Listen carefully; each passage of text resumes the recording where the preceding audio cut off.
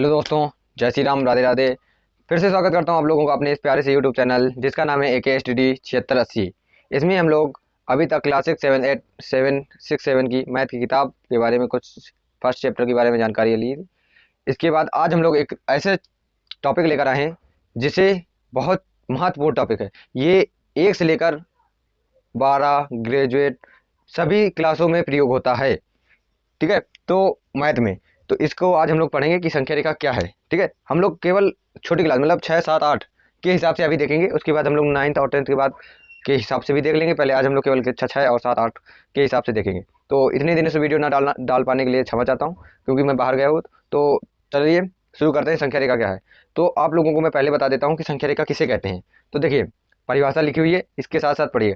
संख्या रेखा, देखो, संख्या रेखा संख्या रेखा उसे कहते हैं जिसमें किसी संख्या रेखा मतलब किसी रेखा पर किसी संख्याओं को, जितनी भी प्रकार की संख्या होती है उनमें से एक प्रकार की संख्या या दो प्रकार की संख्या को एक साथ दर्शाने में से बनी संख्या, जो बनी उसके बाद बनती है जो रेखा, नई रेखा, उसे हम लोग संख्या रेखा कहते हैं। उदाहरण के लिए जैसे कि दिखाता हूँ आपके लिए उदाहरण माने। ठीक है, उदाहरण हमने लिया पूर्ण संख्याएं। क्या लिया?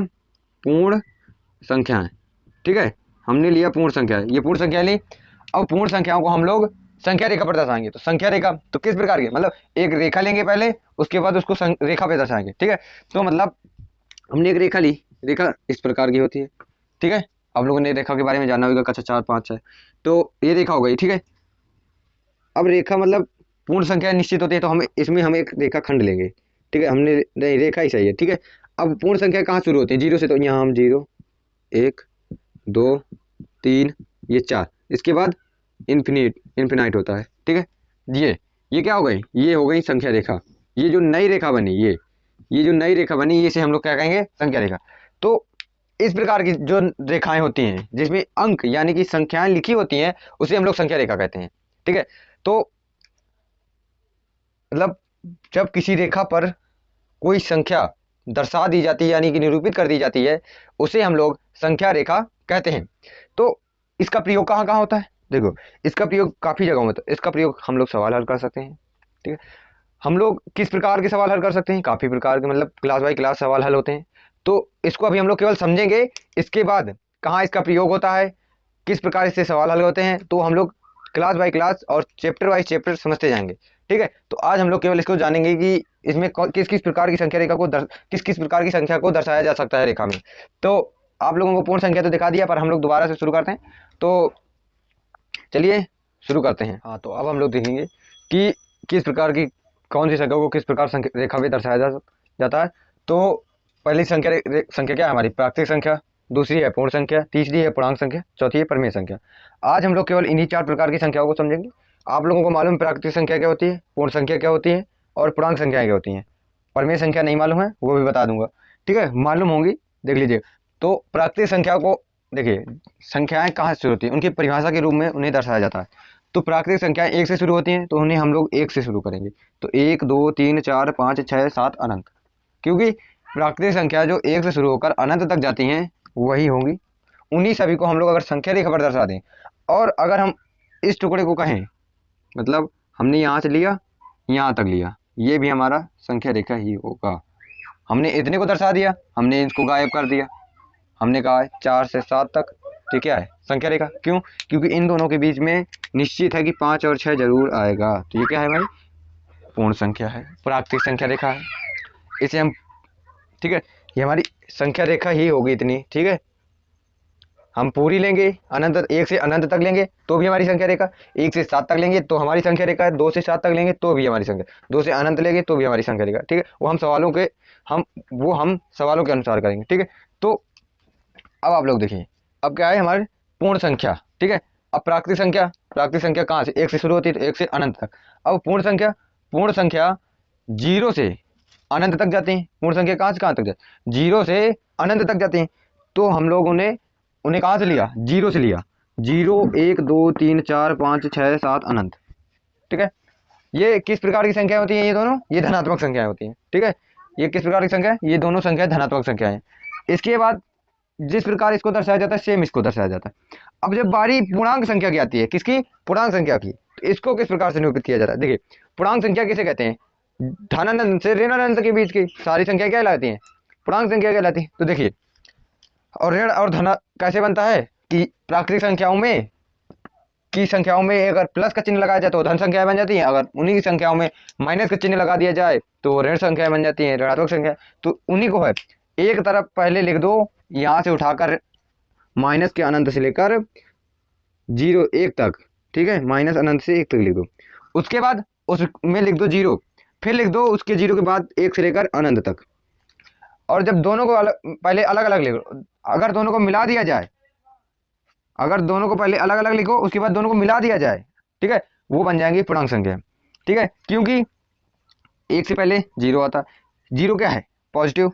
अगर हम लोग माने कि देखिए, पूर्णांक संख्याओं की मैंने जो परिभाषा बताई थी कि अगर हम कर्ज लेते हैं तो हमारा माइनस का होता है, अगर हमारे पास पैसे ज़्यादा है, पर्याप्त से भी ज़्यादा है, तो हमारे पास धन होगा, और अगर हमारे पास ना तो पर्याप्त है ना तो कर्ज है, ठीक है, मीडियम में कुछ नहीं है, तो क्या होगा? 0। तो 0 ना तो धनात्मक है ना ही ऋणात्मक है, तो इसलिए इसको बीच में, और इसको बीच में ही क्यों रखा गया है? क्योंकि जो 0 होता है वो इन दोनों संख्याओं को अलग अलग करता है। क्या करता है? अलग अलग बांट देता है।